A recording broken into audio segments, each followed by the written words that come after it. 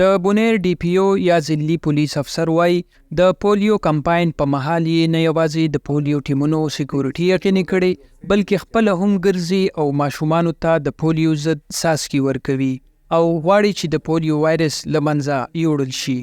چې کوم سنسټیو ځایونه دي مور سنسټیو داسې موږ خپل ایریا ډیوایډ کړی ده نو هغې باندې زموږ ډیپلایمنټ ښه برابر دی او ایس سچ چې اوسه پورې څه تھریډز وغیره دي نو بونیر انشاءالله تر دې ساعته پورې خو کلیر دی او موږ چې خپل پولیو نسبت سره چې کوم زموږ اقدامات دي نو هغه موږ برفور کړي دي او موږ هر قسم حالاتو د دې وخت کې تیار یو.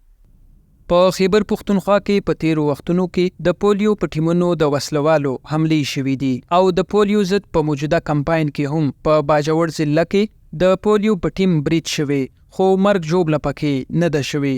د نومبر په 28مه نیټه په بنو ضلع کې په پولیو ټیم برید کې یو ساتونکی ژوبل شوی دی. د بونیر ضلع د انتظامی مشر وایي د پولیو ضد د موثره کمپاین لپاره تیاری مکمل کړي دي. د ریډینس میټینګز هم ټول کړي دي ته چې کوم وایز دی هغه په ټایم باندې راغلي دي. زموږ ټیمونه هم چې کوم دنو برابر دي زموږ تقریبا 722 ټیمونه دي په ټول بونیر کې اور 2,02,000 چې کوم دنو هغه زموږ ټارګټ دی. نو څنګه چې زموږ لاست کمپاین شو نو په لاست کمپاین کې د بونیر تقریبا هر یو انډیکیټر چې کوم دنو هغه د پولیو چې کوم قواعد او ضوابط دي دغه مطابق هغه موږ اوچت کړو پوره کړو سره زموږ ډېر خپل کمپاین شو نو زموږ هغه د ټول تیاری هم برابر دی. زموږ پولیو کمپاین هم شروع دی او زموږ کوشش هم دی چې دا کمپاین هم د هغه کمپاین په شان ښکلی وکړو. په بونیر ضلع کې 222 پولیو ټیمونو د حفاظت لپاره 1200 پولیس چارواکي ګمارل شوي او 2,02,000 ماشومان د پولیو ضد څاڅکو لپاره هدف ټاکل شوی دی.